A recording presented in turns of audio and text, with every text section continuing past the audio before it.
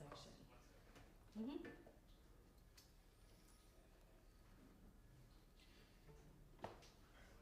So because I'm here, is it the intention just to get You through good? once Oh, and then go back? yes. I Hello. think we'll see how we do. Okay. And then we'll try, I think the intention is to try to get through it, and then but we'll stop if we need We gotta stop. Yeah. Yeah. All right, so hi everybody. Welcome to ChamberQUEER Constellations and our open workshop with Luna Composition Lab. This is a new partnership between our organizations, which we're very excited about. It's supported by the New York Community Trust, and they have enabled us to commission 2 brand new pieces and a new version of an existing piece this year from Luna Lab alumni, and we're going to do it all again next year too, with a second cohort. So this is a workshop where we're going to see what the first version of these pieces are, see if we can get it to sort of the next level together, and then we're going to have a brief discussion after a session on each piece, Q&A, and just sort of see where it goes, basically what came up in the workshop, or general questions as well.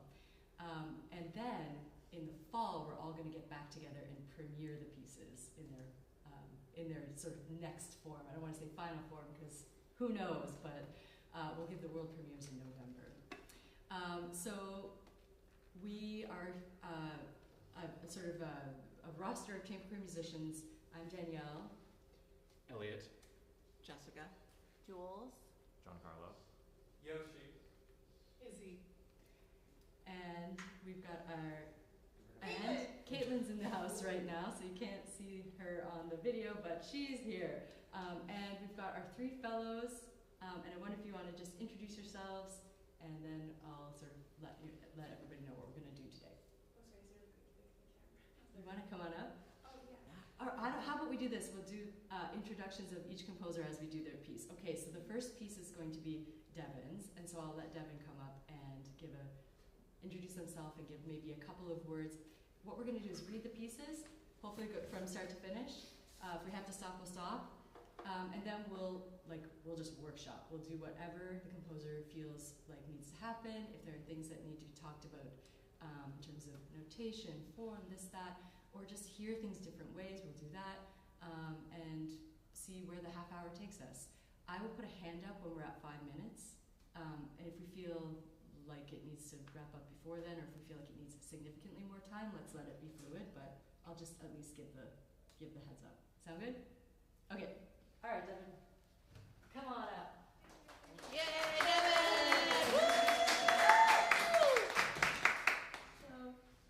So my name is Devon Lee. I'm 17 years old. I wrote this piece. Its title is Boy Breaking Glass for piano quartet and tenor voice. And thank you so much for playing it. I hope it goes all right. You enjoy it. Thank you.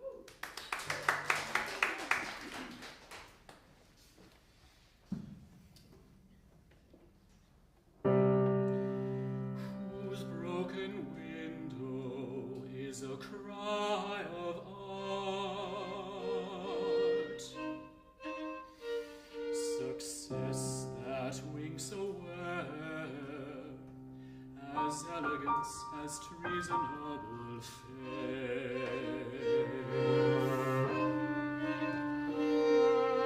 Beautiful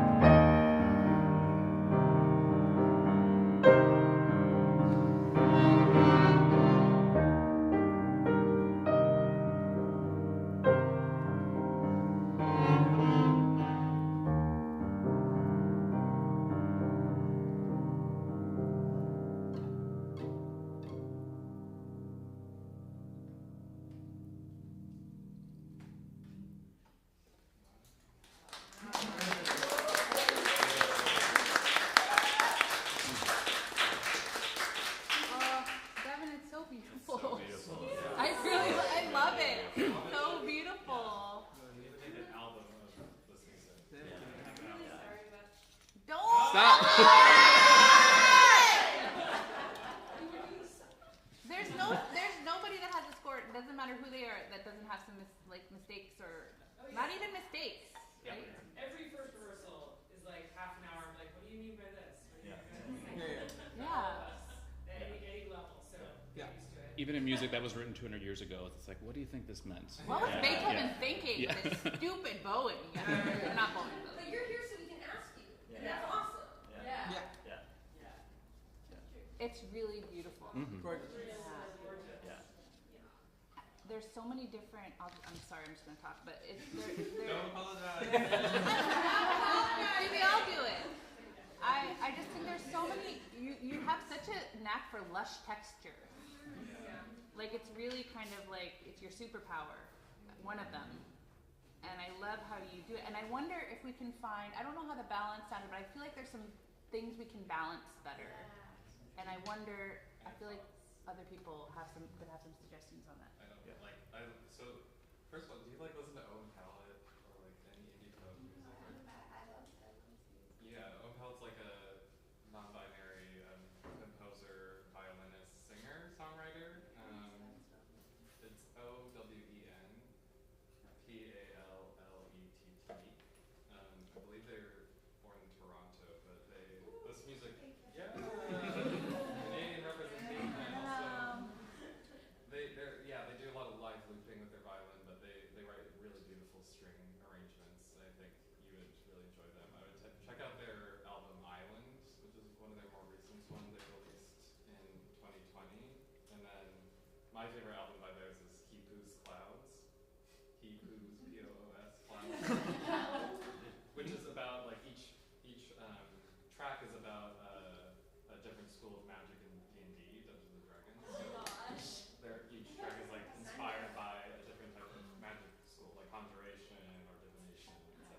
How did that copyright work? What? How did that copyright work? Well, it's not explicit. Oh, okay. Yeah, so it's interesting. Like the one about conjuration, the song is called "This Lamb Sells Condos," and it's about like how this lamb, I guess, conjures up these buildings and. Interesting. Anyways, so check them out. I think you would really respond to their music. I thought, and I love writing for voice as an instrument because it has such like this. I mean, it's a personal thing. Setting text is personal, and then also the performer is personal. So I think part of the like difficulty for writing for voice is when you have these lush textures is like fitting them on top of it. I think for I was thinking a lot of the voice parts could be up an octave. Yeah, I was thinking that too. There's a couple sections in particular that I'm sorry if this is like awkward for you, but I think when I rework this, I think I know this is weird, but I might actually change a lot of like some of the lines and stuff, just because I'm sorry, like I wasn't sure, like not to make it too stupid, I wasn't. Is anybody keeping a tally? I'm sorry. It's okay. It's just a habit. It's fine. Yeah, I think I can definitely make it more effective, and I'd love to hear.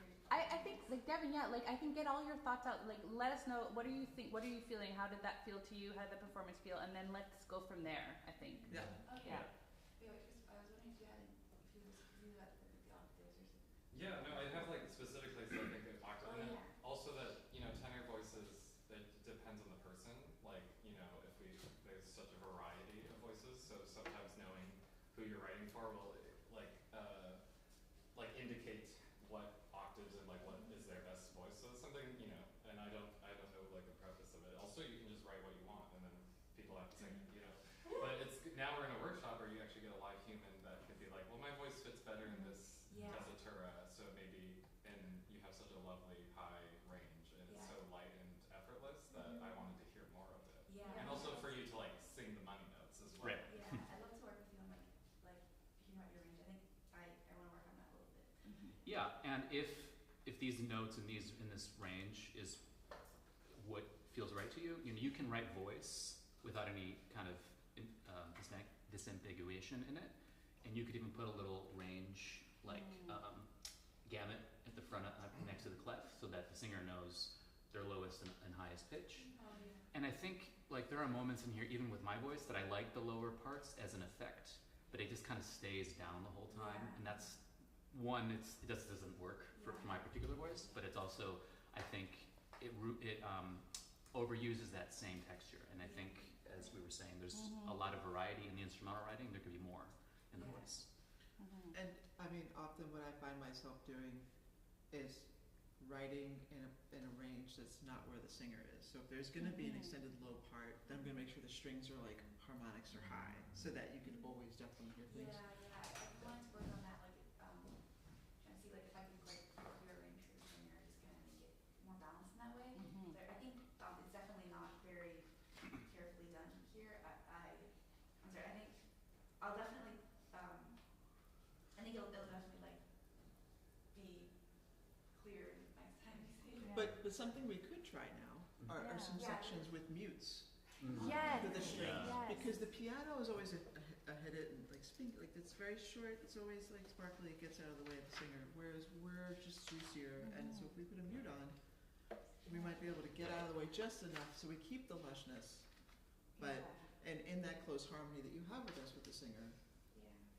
And I already love like your use of like soltasto and like that, and I think you could even go further with that if you want. I know, because you only have colegno at the end, and I was like, oh, I wish there was more. And like your very first marking is soltasto, which I think is great, but then like we can also find like we can all together, and like when you go home and work on it more, like we can look for places where we can take what's already written register wise and everything and find different ways that we can blend our sounds so that it sort of puts the tenor in relief, or perhaps sometimes that the tenor like joins that sound, like so that there's more in and out of that too. You have to be more intentional with that. I think it'd be really cool to see that. Yeah, and we can explore stuff. Yeah. Is there any? Do you have any thoughts on the piano part specifically? Yeah, I'm sorry. Devin, do you have any questions about the piano part? I was definitely wondering if the section where I have towards the end of the piano part, like it's just like around like in a couple different parts, like sorry, in one part around like the rehearsal H, and then again like around like measure 208 or something. The down up stems in the left hand, if that's all right, or if there's some awkward bits that aren't. Oh, just in terms of the figuration? Yeah. So you said H first, so I'm just looking for it. Oh yeah, sorry. That's all fine, and I'm using pedal there, is that okay? That's great. You want to look after at that point? Figuration wise, I think it's mostly fine. There was something actually earlier on. You've got a couple chords that are actually a little awkward. Yeah. I think it was page 10 of the big score. Let me see. So this would be between C and D. Where you have the big forte chord that you've got. Now it depends what tempo we're taking it at. I think we were maybe slightly under playing through, but it might be possible. It's slightly over. But the second one in measure 71, where you have the B flat C F A, it's either I can do the C with the upper notes or the B flat. Do you have a preference? Could you actually sorry, 1 second. Not great at those lines. 1 second. Sorry.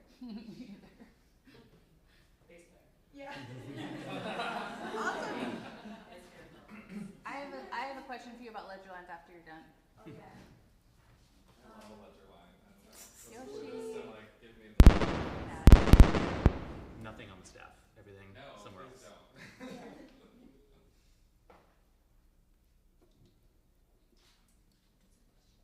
I want to play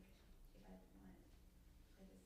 Actually, yeah. Could you try just playing the B flat instead of the C? Yeah, so it would be like a. I think that works. You have the C in the violin, so Yeah. Otherwise, we could leave out the top note, or what's the other option? To just leave out the high A. I think I do want to keep the high. You want the high A? I'll figure it. Okay, but just have a think about that chord. Yeah, and also in maybe like you could got you could maybe you cut the lowest note. Are you talking? Sorry, you're talking about the previous chord? Oh yeah, in Yeah. would that be That's totally fine. Yeah. So you still get the upper notes.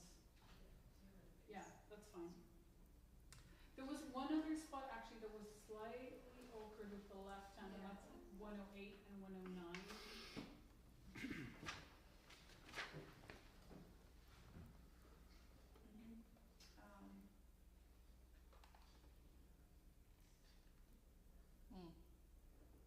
Do you see what I'm talking about? So in the right hand, in the first beat, that's kind of a big jump. It would be better if we could end that first beat going back to the E. So it'd be A, E, D, E, C, E, bringing us up to the high B. Do you see that? In the right hand? In the right hand, yeah. So instead of the sixth note of the right hand in measure 108, instead of A, if you made that an E, that would be a lot better.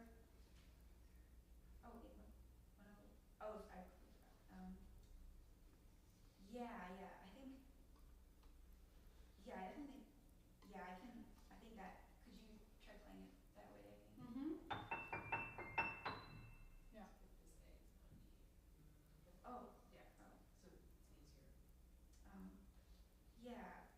It's the same harmony, so it means less of a stretch. Yeah, that's great, yeah. Yeah. And then I'm not sure about the left hand. It's a little awkward. Yeah, I think I'm probably gonna. I'm sorry about that. I think I'm just probably gonna restructure that. Yeah. Yeah, I can. Right now. Would it be less awkward if maybe like would there be like specific notes that would be best to cut? Like it's more like the shape. So I don't really I wouldn't like be heartbroken if we changed something. Yeah, I guess it's just the rhythm in the left hand I feel sort of interferes a little bit with what Actually, the idea, because I think that the important thing is what's in the right hand. Yeah, right? could you actually just would you mind not playing the left hand? Sure. So I think I might just simplify it later and not, because it's a little bit more than it has to be.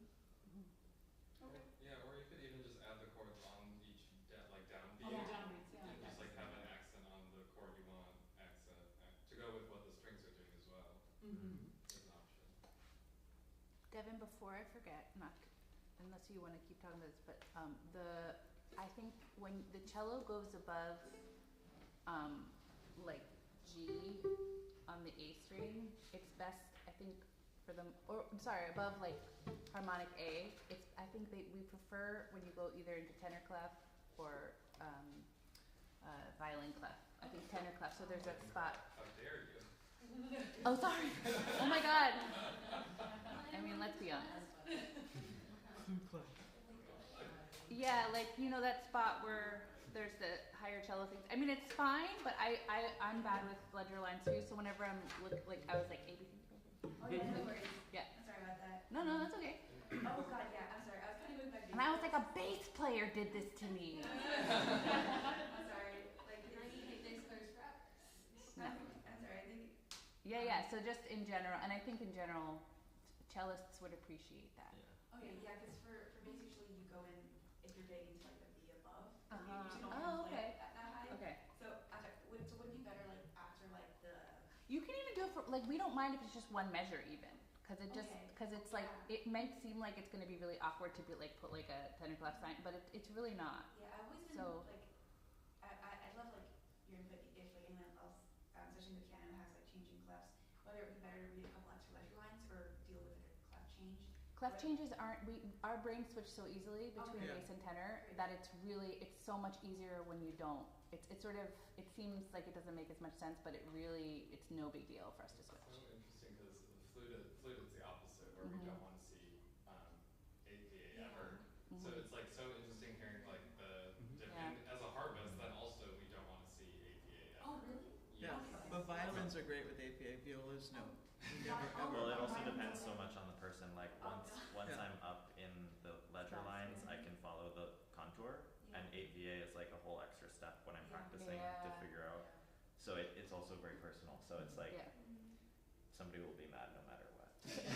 So Devon, this is measure 44 and 46, just for reference.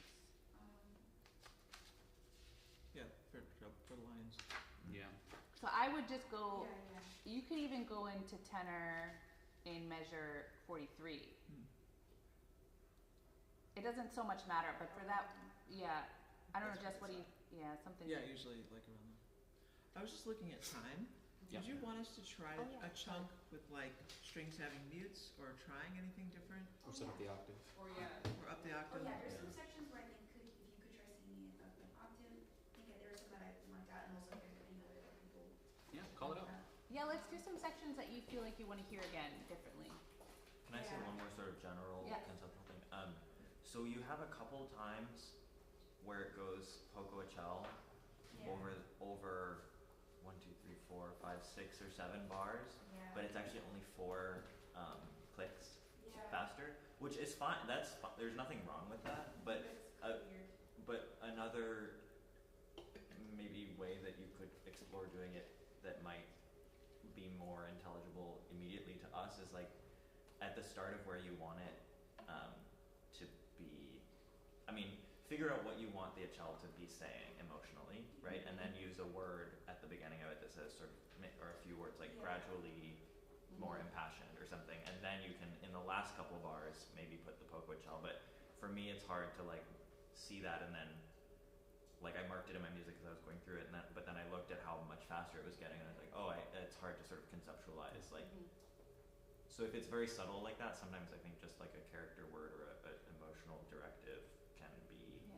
And in that vein, you know, things like dynamics and metronome marks and things, with your style, as far as I'm interpreting it, I think when we have like a MIDI playback or something, dynamics are read as sort of terraced this way, and because this is accessible, relatively tonal, sort of neo-romantic, I think a dynamic means something a little different.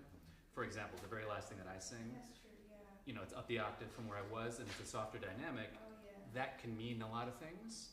And it's beautiful. I want to make sure as a performer that I know what the intention is, as opposed to just, oh well, it should be, you know, 26% softer or something. I don't think your music is that kind of sort of precise, computerized sort of thing, if that makes sense. So just, a forte means something other than just halfway between mezzo forte and fortissimo. You know what I mean? Yeah, any words that you could put in there that gives us a sense of quality of sound is always great. I'm always really conflicted about like using descriptive words because I never know whether it's like too much or like too little. Like I tend to like want to put in more, but I'm always like, well, first of all, like notation wise, like I know that so I'm sorry, I'm always really good because I've seen it differently in like different score styles. Like sometimes I see it like just like above in like normal text, or would it be preferable for it to be like in italics or like smaller underneath above, like whatever you think. Like it's the intention is to get the performers to do what you hear in your head. So whatever you think is gonna express that, and you're a performer, that's such a great thing, is so you know, like what would you want to read? If you know that your intention is what's in your brain, what would you as a performer of your music need to hear or see to know what to do? And sometimes like, you know, if there's too many like little things in italics, like I tend to put things in boxes, like anything that has to do with performative, expressive ways of playing. You know, this way it's like, okay, that's a technical thing I'm asking people to do. I mean, I personally love when composers give words or like affects. I think it's so helpful, like way more than even like a. Is that our 5 minutes? Okay, cool. Yeah. I gave 5 a while. Oh, sure. Like, let's. Anything you want to hear? But like at K, you say despairing, and I'm like, okay, that's a totally different way I'm going to play. Those dotted quarters with those accents going into the tremolo. That's what I was worried. I was actually worrying if maybe I should cut those because I wasn't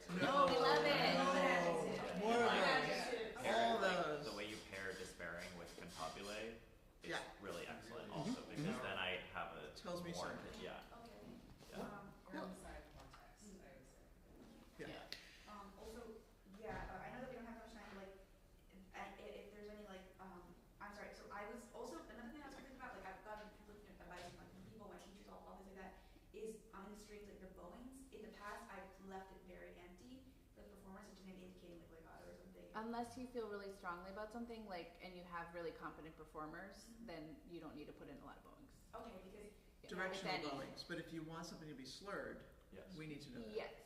okay. Yeah. Articulation, yes, but bow directions, No, Oh, great. don't worry Yeah. about it. No. Because like, yeah, I'm sorry. I guess, or I don't mean to like blame, but I'm getting a lot of conflicting messages. I'll talk to you. Yeah. Oh, you don't need bowings in Yeah. your music. I'm sorry. No, Yeah, no, no, yeah. no. No, unless it's I'm gonna talk to your unless it's teacher. something you really feel and I know strongly we get a about. lot of different information, Yeah. also depending if your teacher's a performer. Yeah. Yeah. Especially for chamber music. In an orchestra, maybe, but no, they'll want to do it, and they'll change it. Okay, so let's pick a spot to do Yeah. now while we Let's have do a it. little tiny bit of time.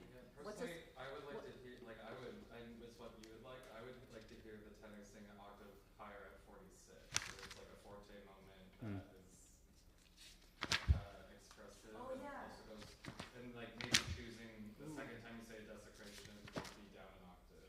I actually marked at 46 if like those 4 measures could be up an octave. Yeah, of course. And I also know that I have a lot of awkward jumps for you, and I know that like you can accomplish them beautifully, but I might end up changing some of them to be like more intentional.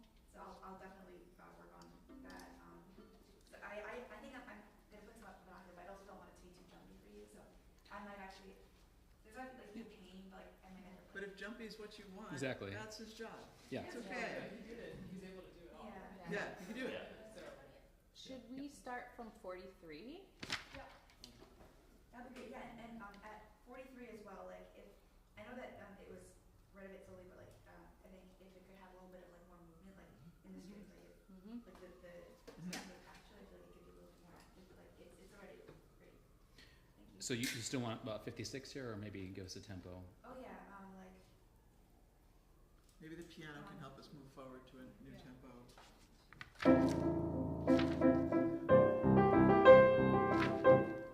yeah, I think, yeah. Cool. Yeah. I also think the word or a whole could be an octave up. The G to D flat. G D flat for the singing. Is that okay? So, Okay, let's do 43. 43.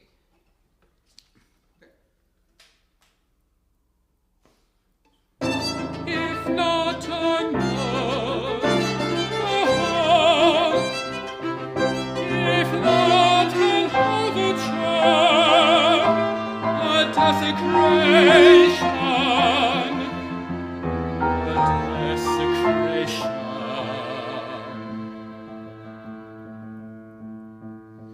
full of pepper and light, and salt and night, and cargoes. Don't go down the bank if you see there's no extension. Each to his grief, each to his loneliness. Oh, each to his grief, each to his loneliness, each to his grief. How did that feel? That sounds great, Good. Yeah. That's great. And it feels good too. So yeah. Devin, just while I have one quick thing, the pizzicato, I think you can you don't have to mark, when you mark something, because pitch dies away so fast. This is just a really nipping, 51, 52, 53, 54, just mark a quarter note pitch, and then the rest rests. I think it just somehow in our brains makes it Yeah. feel normal. Because you're like, Or maybe a dotted quarter there. yeah. Okay. I don't know why that is. I mean, like, it's not I wrong. get that. Sometimes Yeah. when I'm playing, like, if I miss the fifth sign, I accidentally bow it, because it's, like. Yeah. No, yeah. So I think, thank you. But if you want it to be more sustained, you could. That might be, if you want 2 pizzas in that bar, that could also work. Anyway, cool. well done.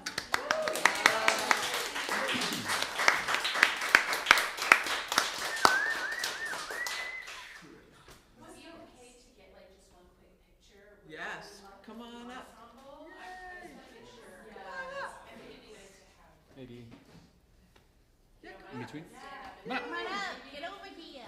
Price is Right. Sarah, I just want to make sure we get something where you're visible. Come in over here. Right up Yeah. here. Come. Sit or stand. Let's stand. I'm sorry. Yeah, Let's get a peek in. Thank you so much. That's You're great. very welcome. I love it. Okay, 3, 2, 1. Got it. Great. I'll work on it.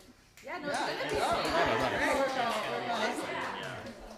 Wonderful. All right. What should we do next? Let's do can we do stages? Just because I play on both of those, and then so I don't have to go and come back. It's just really mostly for me. Okay, I'll take my break now. Oh, sorry. I mean, is that okay? I'm not So in which one? Wander. I'll just leave my stuff here.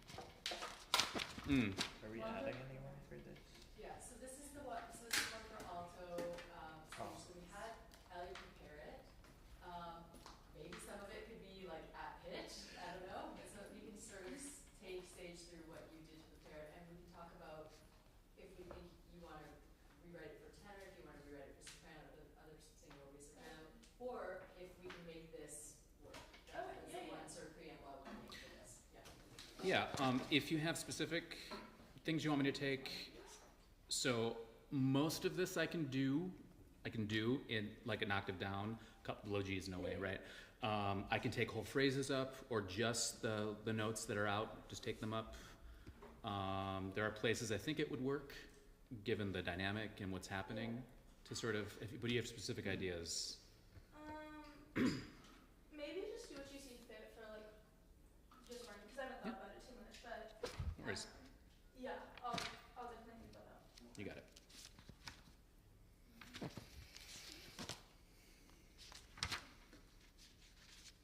It's just environmental. Oh, yeah, it's just us.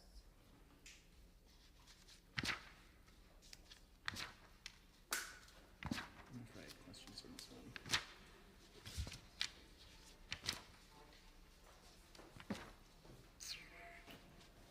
So before we start, to Oh, the Sage, Bible. you wanna, like, introduce yourself? Okay. Prepare for that. Yeah, I don't know.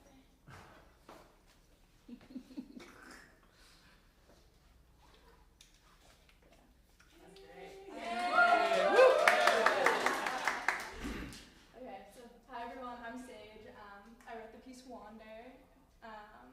And yeah, it's kind of about like writer's block actually, which is a little meta because I was trying to deal with that while writing this. But the concept is like a lot of times as like musicians and creators, you spend time like wondering about what you're writing and like really struggling with like, why did I write this? Why did I do it this way? And you get in this really like, you're just stuck and immobilized. And like sometimes you just need to like wander and create things. So that's what this piece is about. And as of now, the tenor is like, the singing part is very like restrained and kind of like solemnly like sad and like a little bit stuck. And the instrumentals are kind of representing like the like more explosive like frustration that comes with this. But yeah, we'll see. I might end up writing some more like frustrated singing parts, and like you might get some more action. But yeah, hope it goes well. Did you write the text? Oh, I did write the text. Yeah, subject to change. Highlighting my part.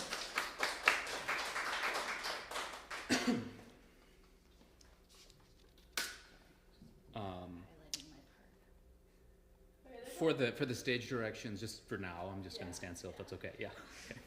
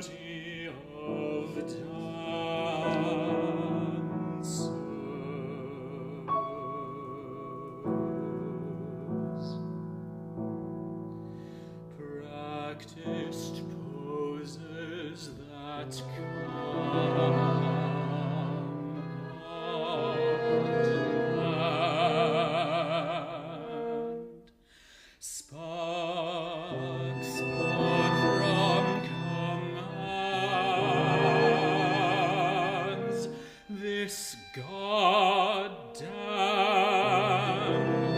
world, I don't understand. I won't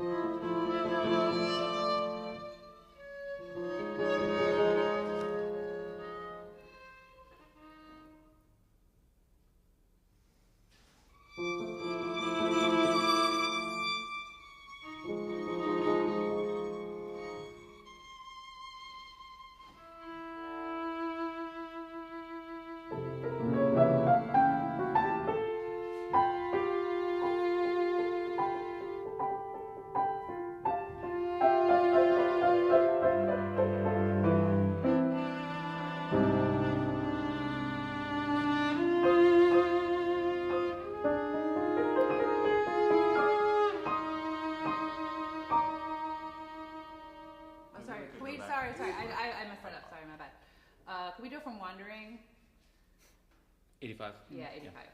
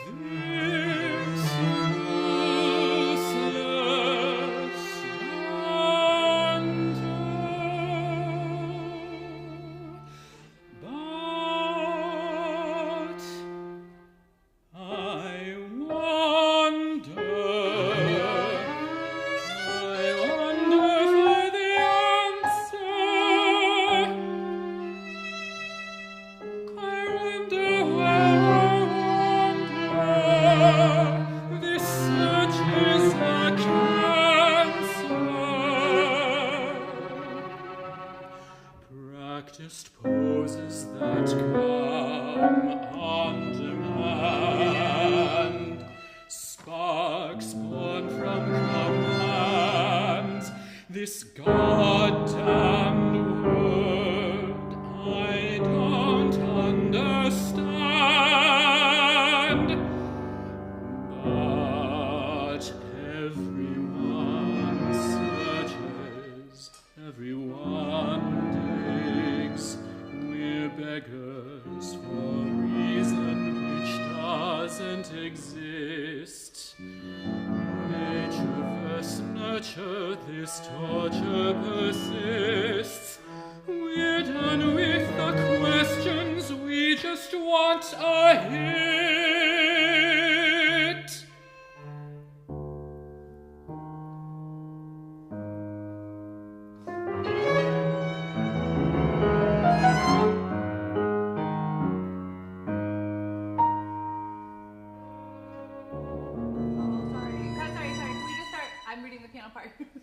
Can we just start from right on?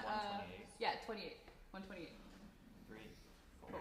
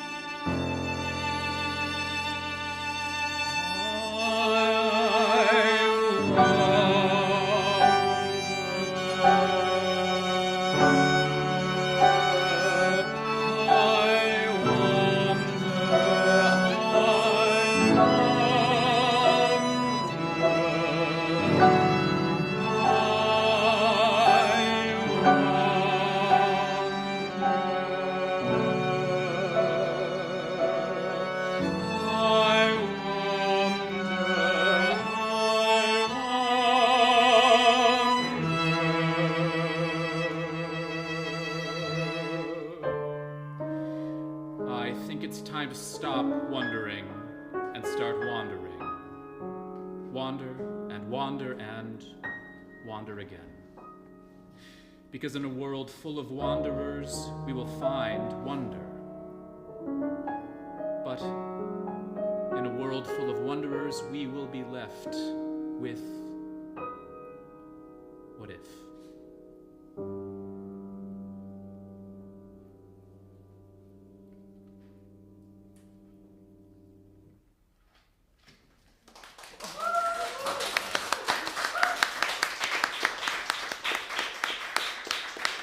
Yay. Sorry, I had some score reading mishaps, but. Thank you. Anyways,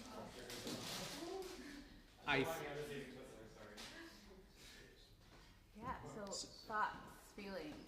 Yeah. Okay, so that was really awesome. I think one thing is like the piano stuff at 16 was supposed to be like very aggressive and very sudden. And I think like I wrote some pretty like tame chords. If we could maybe even try that, just like kind of disregard the chords I wrote and do like clusters.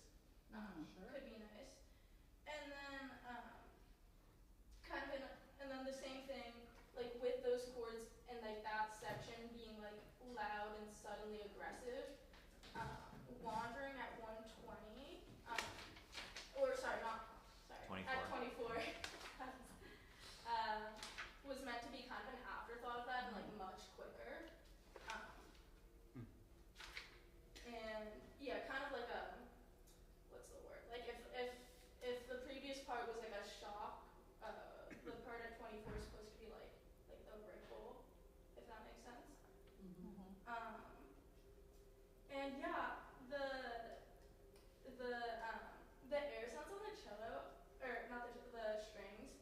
I know I wrote a note which kind of indicates that you should play it on the on the strings, but it was actually meant to be like on the wood and like kind of like moving around the different like wandering around the instrument.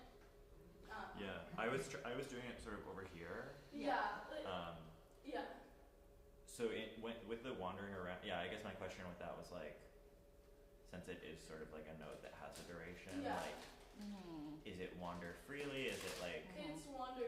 Okay. Yeah. And like, yeah. In that case, I don't think you should have rhythms for it. Yeah. I think it makes it feel confusing, but I think just write for these. But I don't know, how do you write that? Or just like one, like the line. whole thing tied.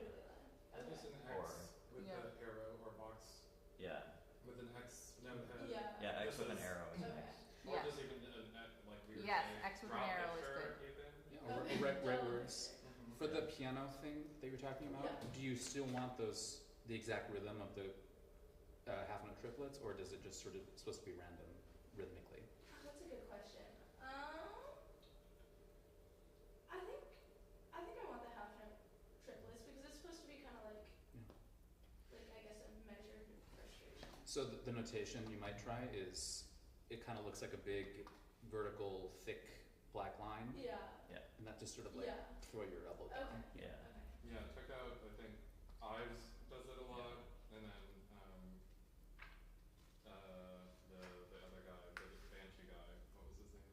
Cowell. Cowell does it a lot. Thank you. I love Cowell. Also like, what are the composers you listen to? Because I'm getting like very Schoenberg, very like Ligeti almost. Yeah, I like them. I really like the tonal language or untonal language.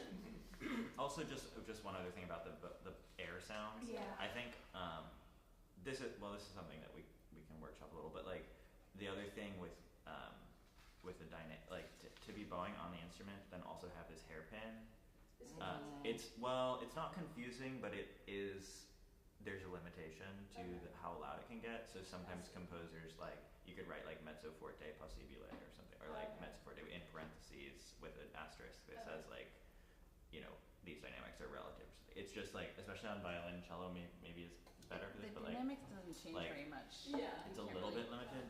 Whereas if we are doing more air sounds on the strings, there's a little more dynamic range, or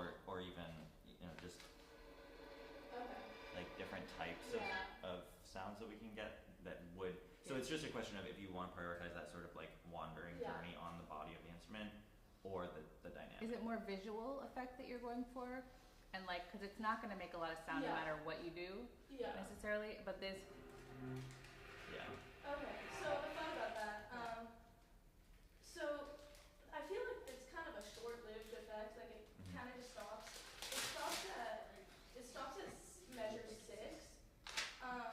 If it could like maybe just keep going until 11 with the like on the body of the instrument, and then I think maybe during this like piano solo situation, if like you want to wander like or like do the kind of air sounds like on the strings, it could be nice. So start like to go on the string maybe at measure 8 or something, or 9? Or later? Well, like later, because then you have real notes, but then when you come in at right now you don't come in at 24. Oh, I see this is confusing because your part doesn't have it. But if you could come in at 24 and like wander. Oh, I see. Okay. On the then like wander on the strings. Oh, during the piano. Oh, I see. Okay, that one. Yeah. So the beginning, we're sort of freely wandering with what's going on, and then. Right. But during the piano solo, you want some wandering too. Yeah. Sure. So one general thing, I think given both how you describe the impetus behind the piece and what it sounds like now that we're hearing it, I think you might experiment with some unmetered notation, some discontinuous notation. It looks more organized than I think you want it to sound. Like we're trying to sort of like, here's the beat. And I'm not sure that's important in a lot of this. Well, good, because we really were not. No. We sort of intuited that. It's the difference between like this hyper control of like clearing out, and then the like completely opposite too. It's like where do you fall in the spectrum? And like how much agency do you want to give your performers, and like how much you don't.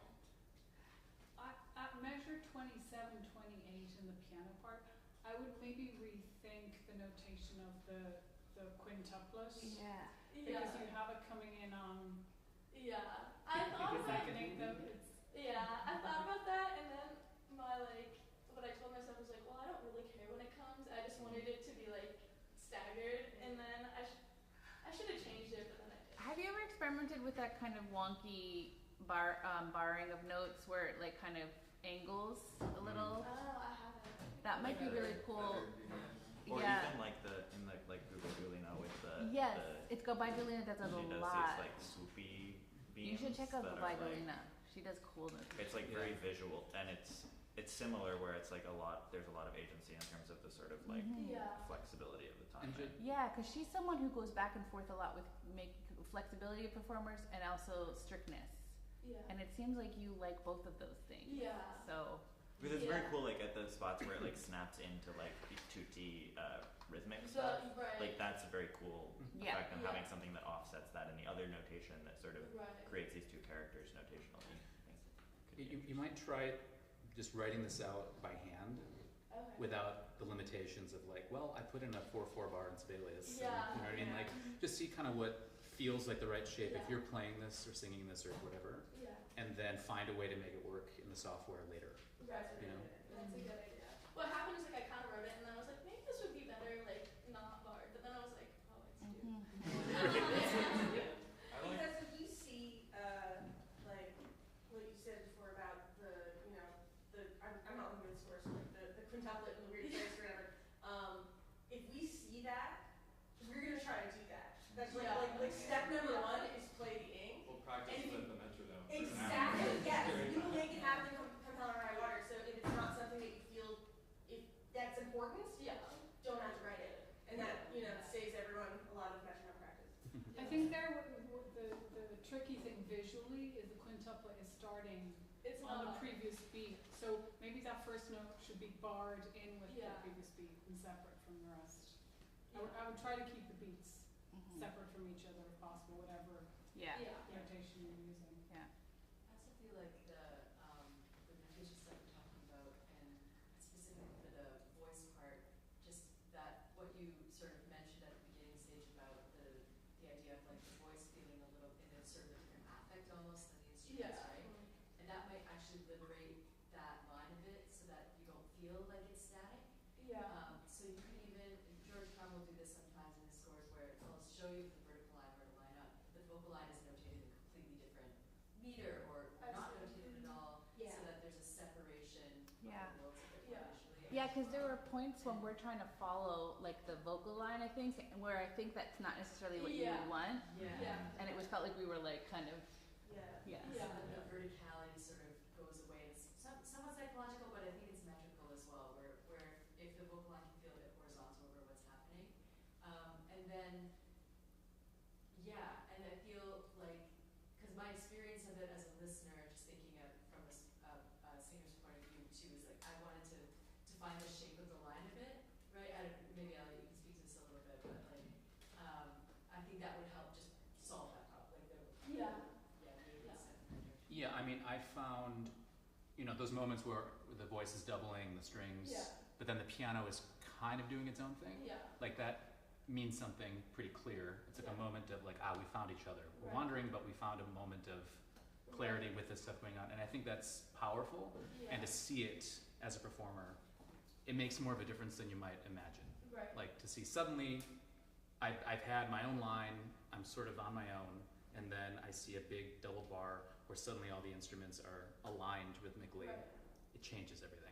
Like at 120, there's supposed to kind of be a big shift, like at 128, when it goes into like mysteriously, where everything's kind of like starting to align more, and it like begins to align kind of more and more and more until it gets to like the final like 150 wander thing again. And I think that alignment, which like is intended to be kind of like, I guess, tight and like Yeah, it'll be tight in forceful. concert. But like that would be more Yeah. clearly like a big push to the end if the Yeah. other part was like not. And especially since you have similar figures, like it's hard to know like, oh, but now this figure is supposed to be in rhythm and like going forward than one before it wasn't. Yeah, for sure. And I think that like when you have a notation that's like, even if it's just starkly different, that just tells you so much about the character you want. Yeah. If the note, you know, it's Yeah. yeah. Maybe if there's time, is like we could try the beginning. The what? The beginning. Yeah, sure. The beginning part again. Can I ask a question about pedaling? Because there are places where you've clearly marked pedal for an extended period. Is that intentional? You don't want me to change it at all? Yeah, so that like it's supposed to be very blurry, but if you feel like it's like too blurry, needs to be changed, then you like feel free to change it. Okay, but the idea is for The it to yeah, be the idea is for it to be okay. I mean, Like I for example, in the blur. wandering bit. blurry. Yeah, exactly. And like I guess I know this kind of a lot, like it's very notey, but like don't worry about the the notes. Like it's really more about the phrase and like yeah. Okay. And then one other thing, just in terms of stretch, at 30, and just a few measures after the 10th, that's too big for the hand. So I would maybe, if you want to make it a third C to E flat instead of minor 10th. Yeah. Or like I could put the I'll fix that, but for Or now. put another Put it on instrument. the left. Yeah, it was gonna like it was intended to kind of be in the left hand, but then it wasn't there, but then it's kind of a jump to but yeah, just playing the minor there would be great. So we go from the beginning? Yeah, that's it. So we'll try a version where there's sort of continuous wood sounds until 11. And let's see. Yeah, and then the same thing Starting again at 24. starting again until you come in at 54. Mm-hmm. Would be great. Cool. If there's a way to like, because if the second time you're doing it on the strings, if there's a way to like get louder until 54 to try to like. Support. Yeah. Yeah, cool. Okay. Cool. Thanks.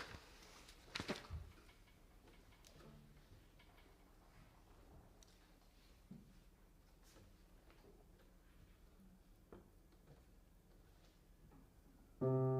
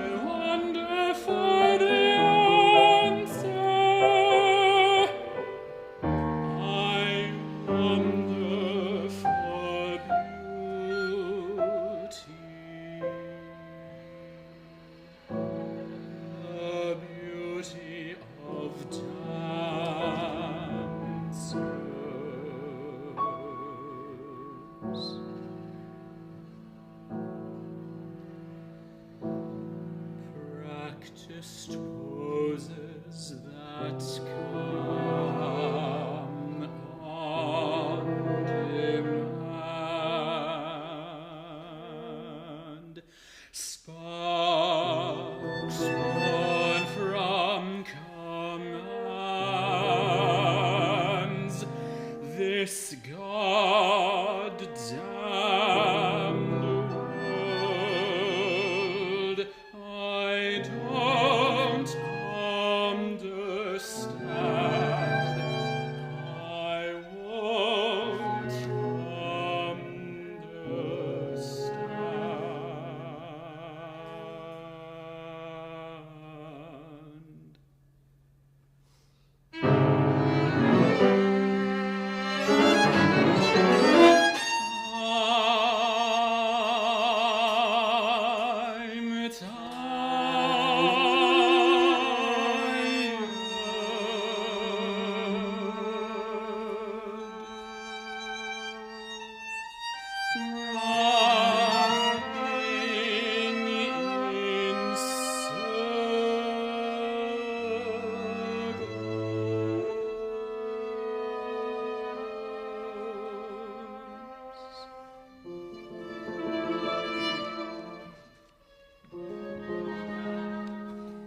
Sorry.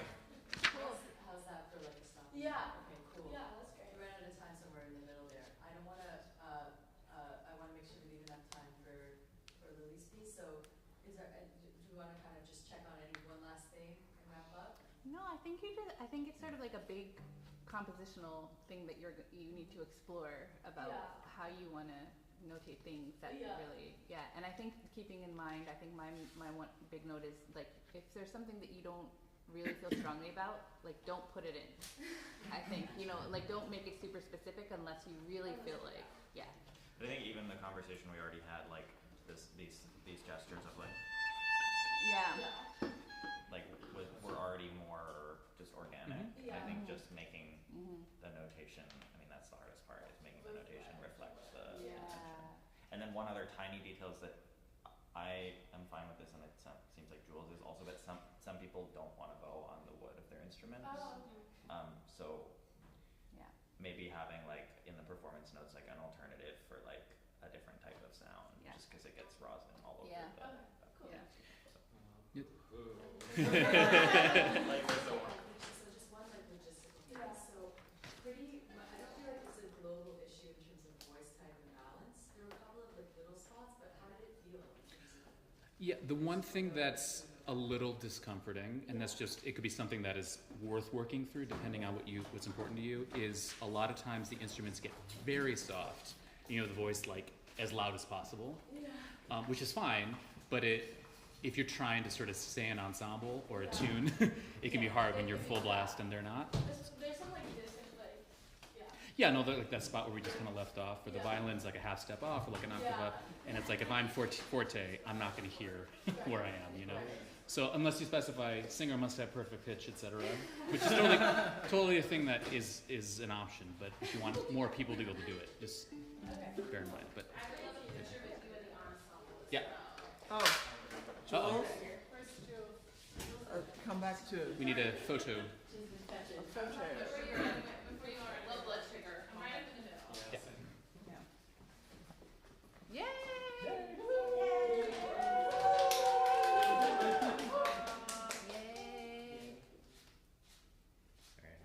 No, you're fine. Wonderful. Thank you Of guys. course. Looking forward to the next iteration. So people have been coming and going as they, I know we're getting snacky. We have some snacks up front, like get water, as we need to take care of us.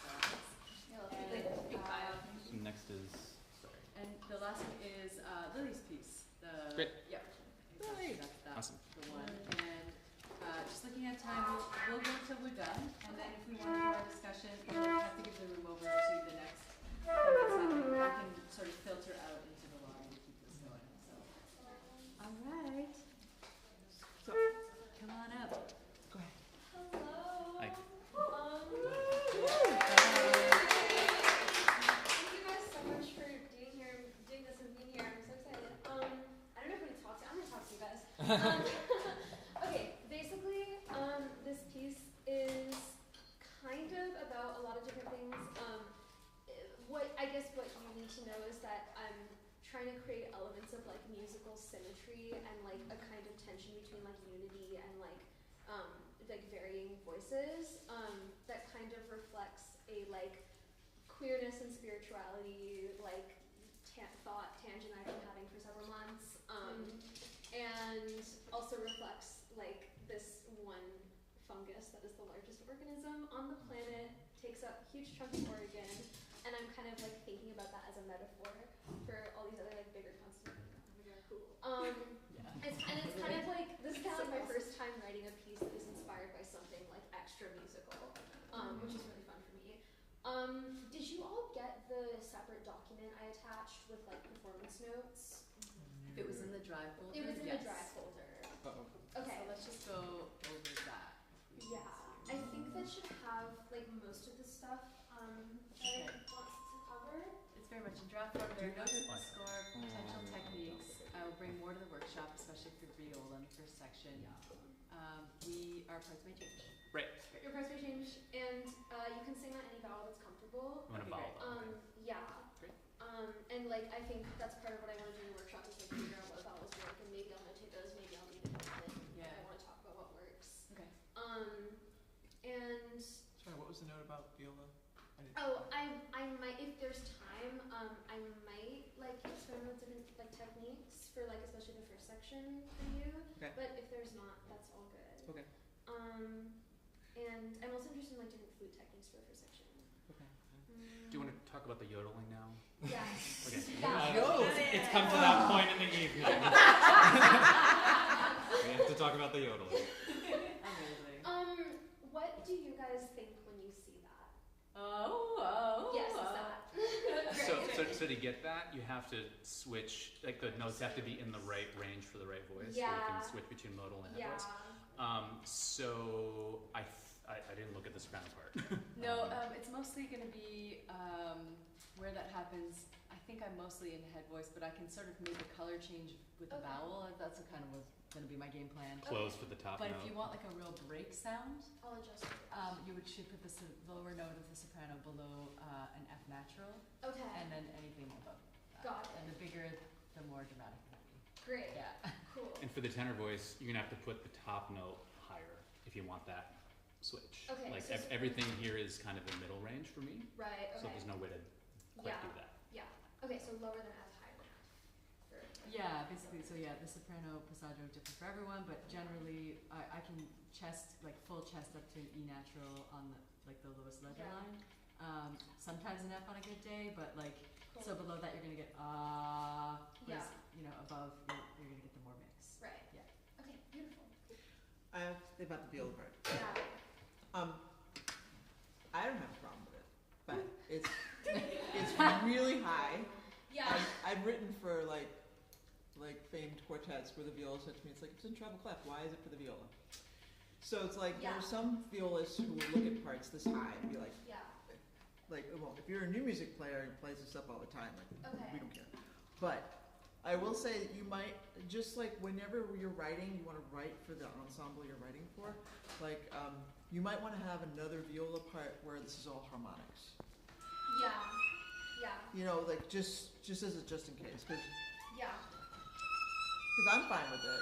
Okay. But but it also, if there's something you want to try today, like harmonics with when I'm doubling flute can be really cool sound. Right. But you might want to have an extra version running around because again, some violists will just look at this and not take you seriously then.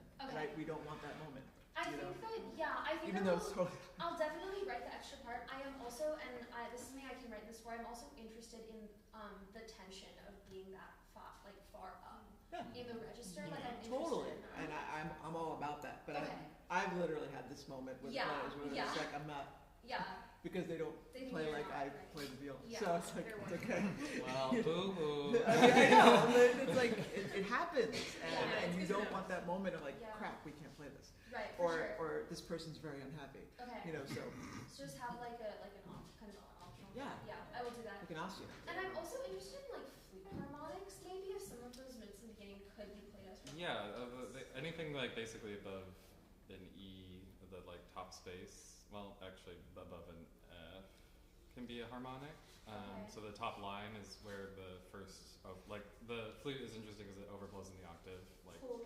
so the lowest note on the flute, that B, the first, okay, wait, let me rephrase that. So you can always overblow an octave. Harmonics sound different, like, depending which octave. So there's multiple ways to, like, different fundamentals you can use for Okay. a harmonic on E. Low C is the first one I would go to, and then an A, low A would be the next one. And basically, the more fingers you have down on the flute, the more resistant the harmonic is. And it doesn't always quite give the impression, it's not like a string harmonic. Yeah. So just get that sound out of your head, because when flutes play harmonics, they're, you know, you get a lot of this underbelly and Right, okay. undersound. So it's like when you play a harmonic on the flute, you're going to hear other pitches in the harmonic spectrum, Okay. and not just like this high, like pure sound that strings can do. Okay, so in that case maybe I'll need it. Yeah. And also for vibrato, we can totally experiment with that. I'm thinking like if we do harmonics, obviously no vibrato, but if not, I'm thinking is it possible to have just a tiny, like very cocoa vibrato? Sure. Yeah. But even harmonics, you could have like a little shimmer. Yeah, that would be cool. But it seems like how you've written this, it's very. Yeah, Yeah. I wouldn't play with vibrato just looking at this. So Yeah. and then it'd be my job to match the Cool. wind as much as I can. Cool. Yeah. Okay. You want to just try it? Can we have an ink?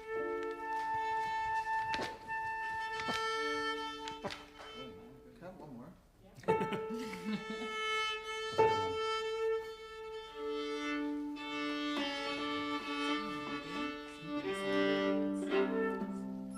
Is it okay if I conduct from Go my for it. flute? Yes. Please do. I'm playing Please score, do. so. Yeah, great. Let me check this. So sorry, you said you want shimmer, but not a wide vibrato. No, not like just a tiny bit. Yeah. Okay. And so I might do things that aren't written just to see what you like, and then we can talk about it. Perfect. I love that. Thank you.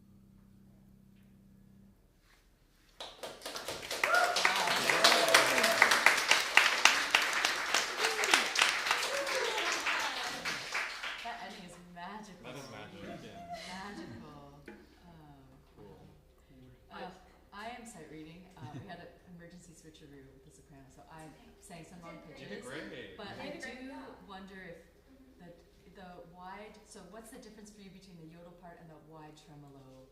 Like, That's What are we going such a for good there? question. Wow. Maybe there isn't one actually. I think maybe the tremolo. Oh.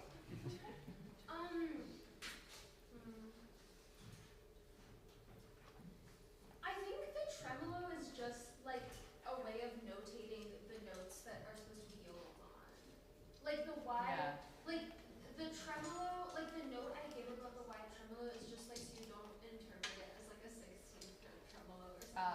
Yeah. Yeah.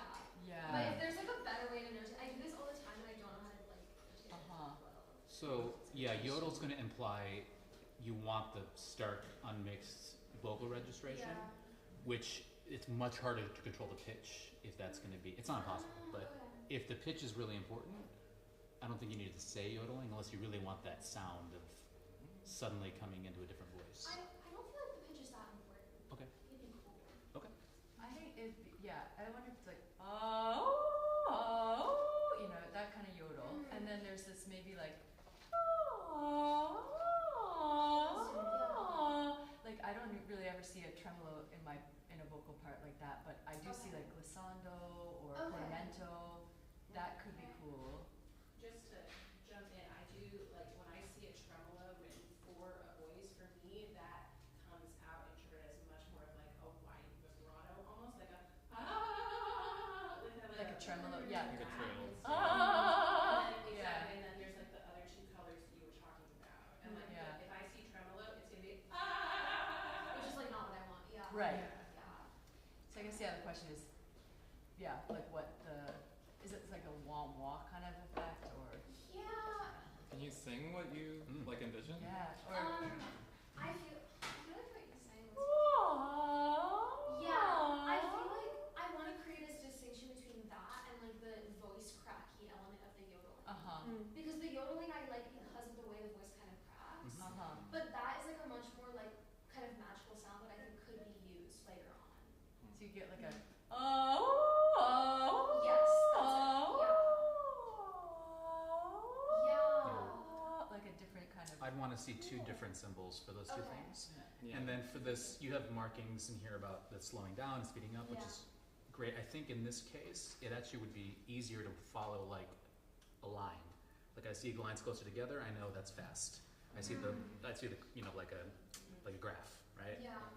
Instead of reading the words, because in this case, I think a kind of more graphical notation is going to get closer to what you're after. Right. And then the other thing about that section is the phrase is for both parts. It's too long to do one breath, obviously. Yes. And if you don't care, if we breathe together or breathe whenever, then there's nothing to change. But if you care about that, then think about where that would be.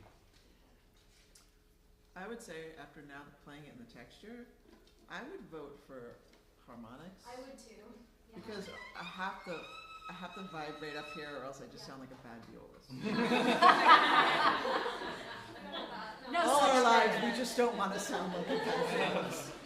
And what's great though, like the texture starts to change right around the 40s. So then, like in 42, if I'm like, and then all of a sudden, like that thing happens. So that would be that F sharp would be where I would go. F sharp. Okay. In 40, 2, 3, 4, 5. That's where I would go ordinario and have more expressive room. Yeah, I would want you to like write no vib at the beginning, and then when you want warmth, be like, you can just say with warmth or like with poco vibrato. Yeah. And then like ordinario or like vibrato when you want it full out, like, you know, James Galway. I really want to buy a Ford. Yeah, hopefully it sounds like that. But and I have a very selfish request because sometimes we're just dumb singers. For a chamber music piece, I really want the piano to be the bottom stack. Okay. Yeah. I will do that. And the voices even above the winds, in my opinion. So voices at the top. Yeah, then flute, then violin. Okay. Oh. Just because the lowest sounds we're going to hear. It's okay, we are fluid here. I would like to see voice, flute, viola, percussion, piano. Got it. Yeah, I think that'd be great. Okay. As long as percussion and piano are next to each other. And also, like, the spacing can be compressed. Like, I was trying to read the entire score because I'm cue. Like, I was trying to cue and also say read, and I was like, oh, you come in on B4 instead of 3. Yeah. Can be good. Yeah. And for this ending, which is really beautiful, I think, given the effect that it has, it may, and maybe this is just me misinterpreting it, but it may just have like an infinite repeat. on the bar and let the performer decide when it's done. Because I was like, how many times did she do that one day? So like, that was great. I love that. I actually really like that. You can just chamber music that, and then it probably goes away. Chamber music. Like chamber music, you know. Throw chamber music on it. Love that. I have a question for you about dynamics, because it's very sparse. You have piano at the beginning. We didn't really just play at piano the whole way through. Is that what you want, or I guess what are your thoughts on? I think originally I was intending kind of a no more than mezzo piano the whole way through, but now that I hear it, I think it can be relative. Like I feel like the second section wants a forte, but not like a forceful forte, just like a big open sound forte. Yeah, I was craving that, especially with my like face trying to be like quiet. No, I heard it. I was like, that needs to happen. Yeah. Like, And then what about the end? Do you want like a fade out with that repetition, or do you want it to just stay static, like kind of zen, Buddhist monk? I feel like it could just fade at the very end. Like I like the stasis for quite a while, and then I think you guys kind of did a natural fade, which was like lovely. I have a flute thingies. So what I did was a timbral trill, basically using just one note. So what you've noted at 111, that's where it is. You wanted something like. And it's a little like unwieldy on the flute because I'm having to overblow, then also hit a harmonic with a different fingering. I like the sound of.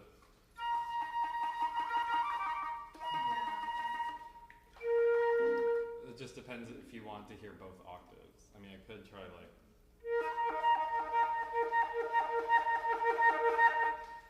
I feel like it's supposed to imitate the voice cracking of the yodeling. Is there something you would do to do that? I mean, that's pretty much that is my That's voice crack. It's like doing harmonics over the break. Yeah.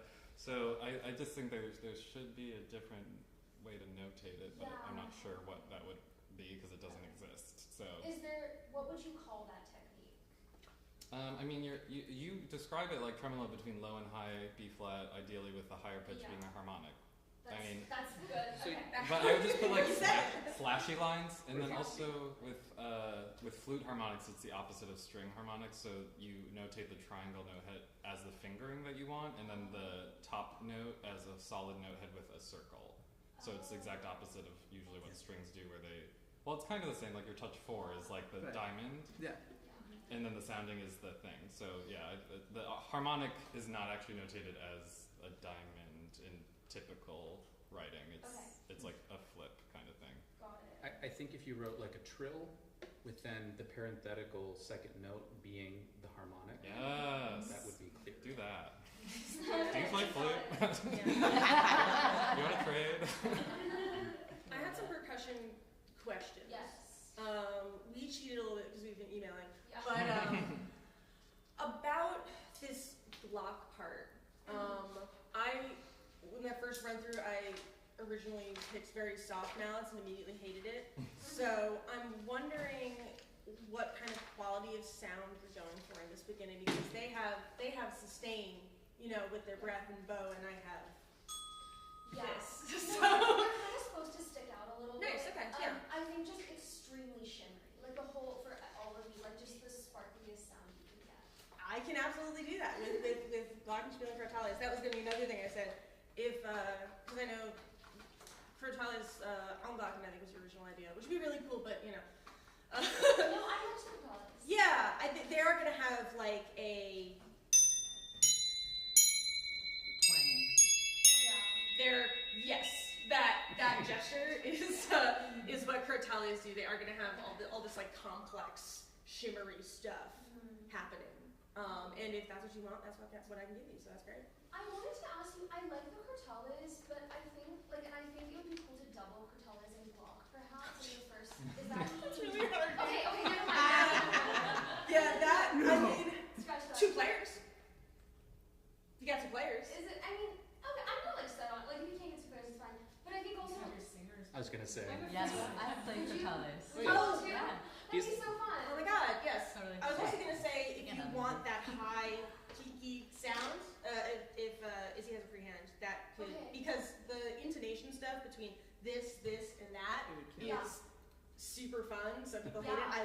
that's kind of my job. No, I love imitating, yeah. So that's another option as well.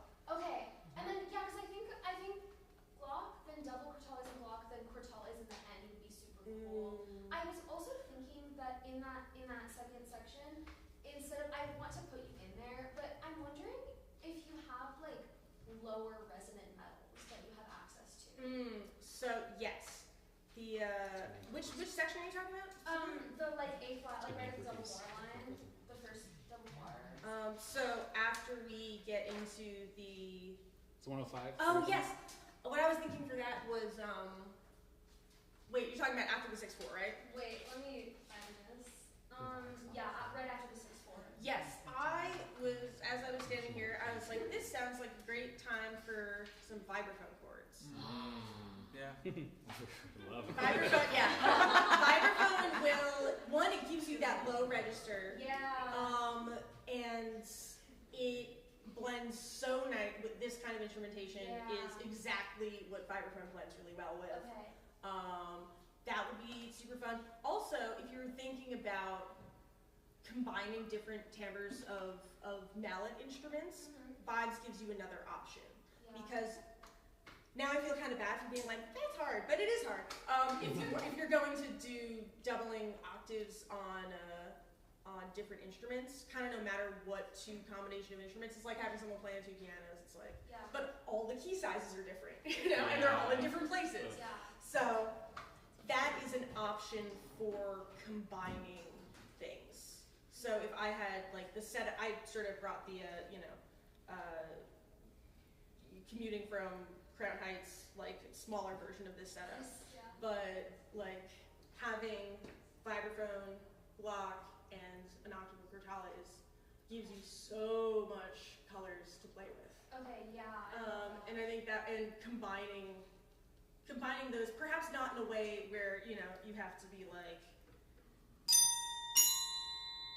whatever, where you have to like put your eyes in 2 different directions to play it, but stuff like that. Yeah. Yeah. I was like, what's going on? Yeah. The instrument, the thing with the instrument, if you have a vibraphone and then block and quartiles, the thing about vibraphone is with vibraphone, the way I would set this up is in front of you. And so that's now my peripheral vision isn't here and here, it's here and here. Yeah. They're close together.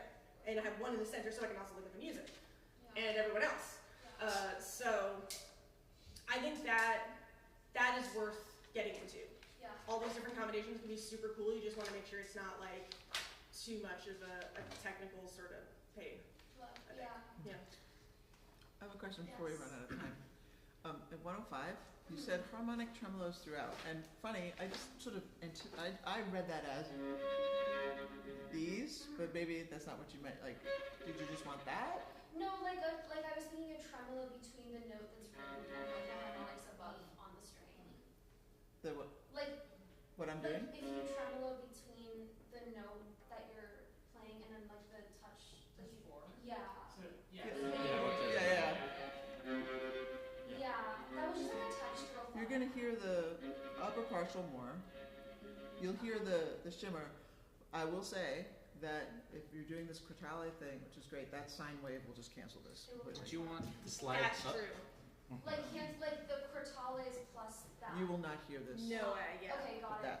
Got it. So that's like a special sound. Like in Sage's piece, like when you had all that sound, I could never hear them. So like there might be a moment where you do hear the bow, and then we can use our imagination to hear it when the piano's playing. Because when the piano's playing, we can't hear it. But yeah, like stuff like that. Yeah. Like, vibraphone would not cancel that sound out. Would not. Okay. Yeah, 'cause it's a this pure is like sound. this is a metal or hard plastic on metal thing, which like you can get. I'm not going to play super loud, but that can get. That's a totally different ball game physics wise than a vibraphone, which has a nice long resonator. I play with a nice fluffy mallet, and it sounds like it's like angel singing. So that's a different thing. Okay. Yeah. Yeah, I think in general, like I'm really interested for piano too in like getting like those overtones to really come out. And so I was thinking at the end, like, I saw this technique where you can like kind of hold down notes without playing them to like make the overtones resonate more. Or like just anything that will allow those to like really come out composition I'm very interested in. Yeah, you can totally do that. using the sostenuto pedal. Yes. So, you know, it's just playing the G chord if you just hold it. I mean, do you want more bass or just general lessons? I think mostly bass, but like some Yeah. upper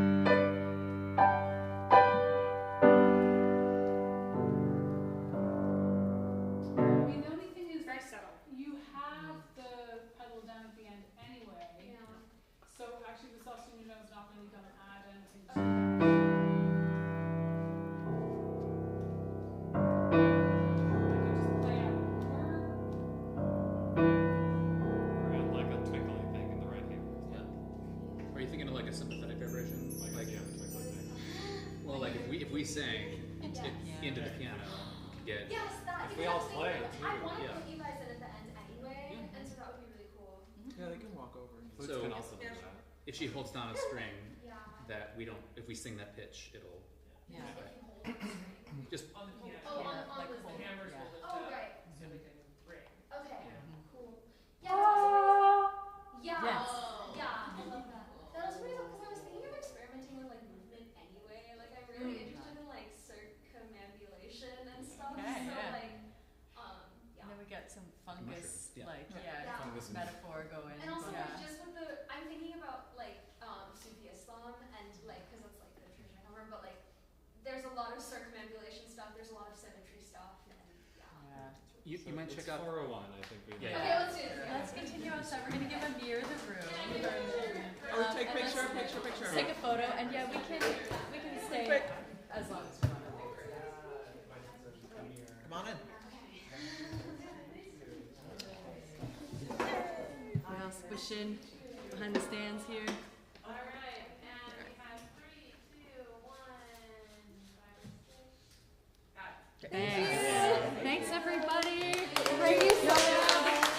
Y'all are amazing. After we all have our chat outside. Let me check in with Amir and see what he needs to do right now. If he can. I can just turn it back. Yeah, exactly.